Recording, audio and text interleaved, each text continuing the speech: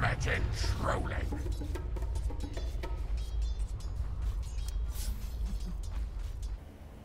Hello everybody, this is Donnie with Pvgna.com. Thank you so much for tuning in again today. And today's video is going to be by request. After my last video, which was team fighting with Juggernaut, there was a lot of requests for more of this type of content. And one of the most requested heroes was Troll. And somebody in the comments was nice enough to leave a replay to analyze. So today's video is going to be how to team fight with Troll and common team fight mistakes. So hopefully you enjoy the content, and let's just get right into this video.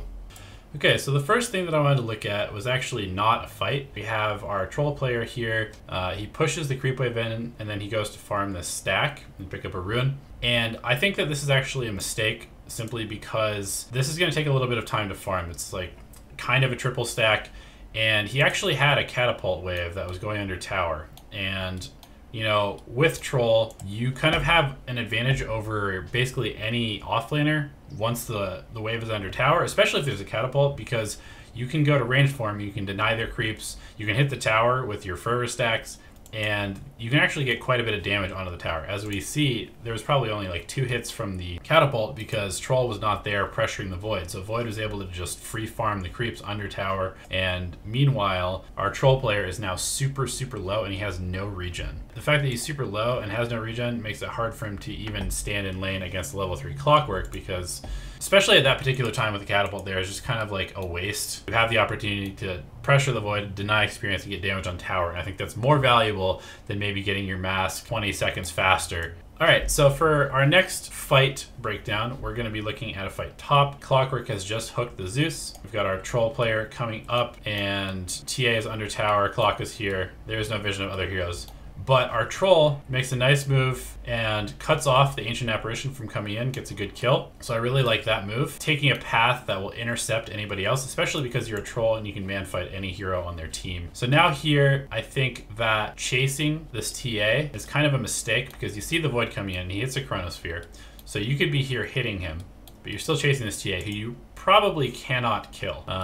And now you're still chasing TA, you're slowed, Void kills one of your heroes, and now he's also probably gonna get away. Whereas if you were still here and kind of like waiting for him, you know, hit him in the Chronosphere, waiting for him to get out of the Chronosphere, you could probably intercept him, and it's a higher chance of getting a kill on the Void than it is of killing this TA. Basically, as a carry player, or really any player, if you have the ability to hit something, you should probably take that over chasing a kill. Unless the kill is like a sure 100% thing, then you should just be trying to do as much damage as possible in a fight. Right there, I mean, even if you don't kill the Void, hitting him a bunch of times I think is still better than trying to chase this TA under her tower. While you are fast and you do have the chance to bash as Troll, I think that because you attack so fast, you should probably just be trying to pump out as much damage as possible. And that was a good opportunity to just hit the Void. And I mean, yeah, you do end up killing this TA because she sticks around for too long. But again, these videos, you want to be objective and not results oriented. And I think that just hitting the Void there is the smarter play, and chasing less in general as a carry player and just as a Dota player is one of the best things that you can do. Okay, so for this next fight, Zeus has just ulted.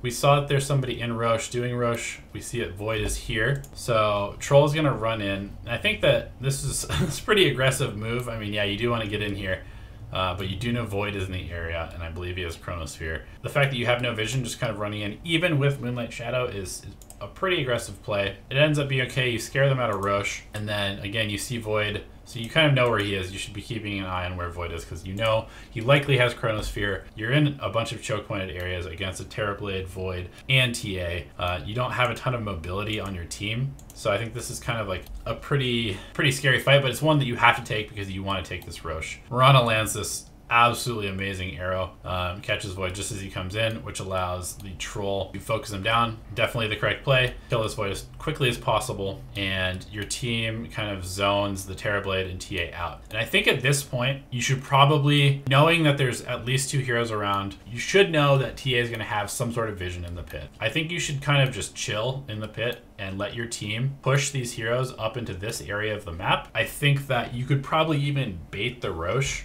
and just like sit in the pit, or just maybe run out and then run back in, and then TA might blink in and you could probably kill her at that point. Once Void is dead, this Roche is yours. It's secured. So you should be trying to make sure that you actually secure the Roche. They don't really have any presence in this pit. So I think you can kind of like zone them away from the pit and then finish Roche on yourself. You know, it's hard to do in the moment because it's like, oh, Roche is super low, I want to finish it off. That's why we're looking at the replay. In retrospect, there's a lot of things that everybody can do better in the game.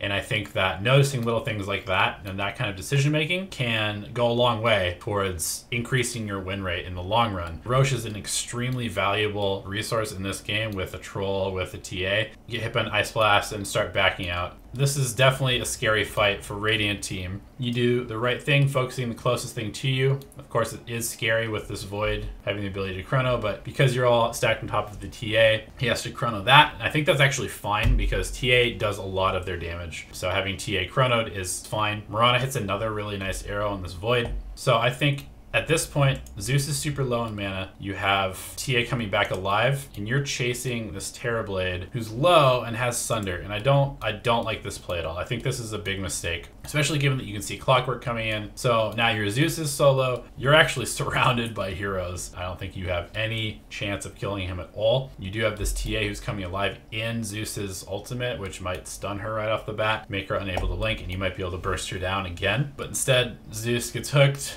You get sundered. So I think, again, as Troll, yeah, you have high movement speed and you have the ability to chase people down with your item, but I don't think that chasing is a very good idea in this particular situation. Chasing down a Terrorblade in general who has Sunder is a terrible idea in most cases. And I think one of the things that happens a lot in team fights is that it gets chaotic. You try to make the right decision, but a lot of times in the moment, forget what you should be doing. You dying there, neither you or Zeus needed to die there. If you and Zeus had both kind of stuck together and back, you both probably get out alive. You don't lose your tier 3 tower. That's a pretty big deal. All right, so for our next fight, and your team sees this Void. So Void is definitely your next target because of his Chronosphere, super important. He gets silenced, and I think right here, I'm gonna pause. I think this is really important. You're being slowed, but I believe that you probably have the ability to run up and away, and instead, you're trying to focus this Void down before the silence ends. But the thing about this silence is that it's 5 seconds long. He has no way of dispelling it, and you are currently under Mask of Madness, -8 armor. You're being focused by this Terrorblade. Terrorblade does not have a lot of mobility, so I think even though you're being slowed by your illusion, I believe that you could probably run up this way, make the Terrorblade make a decision between either killing the Tombstone or chasing you into the Tombstone and into Zeus's Nimbus, and you would still have enough time, because you have a ton of burst damage, to kill this Void. Even with your health right now, I think you should have started running earlier, but even with your health right now, I think you can still get away and then kill Void, because he only has 700 health, you have a Zeus, you have a lot of burst damage, but instead, you just kind of make the decision, all right, I'm gonna take this guy down so he doesn't chrono my team, and you end up getting killed by the Terrorblade as a result. Right now it's a 2-for-1 trade. You've gotten 2 cores, that's really good. But as a carry, every death is really a big deal. So I think you could have lived there. The fight could have gone better than it did. It still went well, but it could have gone better than it did.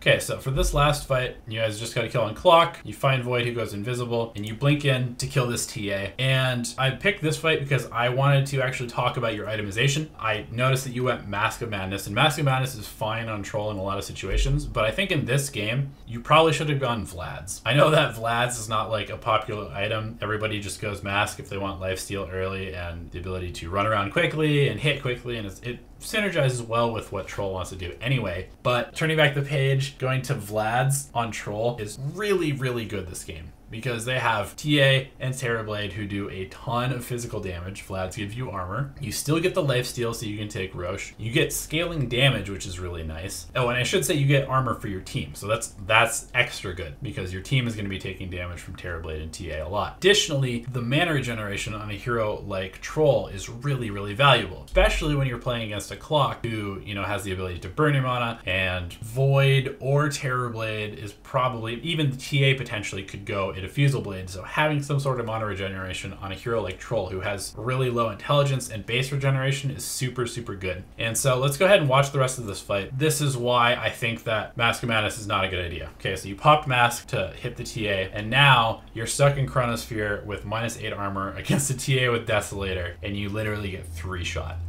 So that would not have happened if you had Vlad's. Sacrificing the armor that you could have gotten from Vlad's for actually negative armor is not good in this game. So anyway, that's the last fight that I wanted to look at. Again, it was just kind of you being too aggressive. You're too far in front of your team. Your team doesn't have the mobility that your troll does with blink especially. You're super fast at running. You have a blink dagger. They're not going to be close enough to save you when you put yourself in an aggressive position like that, especially when you build this aggressive Mask of Madness item. Can't really be jumping so far ahead of your team, especially into a team that has really hard disables like Chronosphere and a lot of physical damage. Anyway, guys, I hope that you learned something from that. I hope you learned something from this video. I definitely did. I hadn't really thought of going Vlad's on troll myself until I watched this game, and I realized that it actually is situationally still a very good pickup. And also, just in general, I think it's always nice to see the over-aggression that we have, because I know in fights a lot of the time it's really easy to just be like, all right, I almost got this kill, I didn't get it. But then you actually look at the game, and a lot of the time those kills that you don't get could have actually been kills on other people, which would have drastically changed the outcome of the fight. And again, just little things like positioning can go a long way to winning and losing a game. As we saw, I think you probably could have lived bottom lane there instead of dying to Terrorblade, and who knows what happens from there. Anyway, thank you so much for submitting this replay. If you guys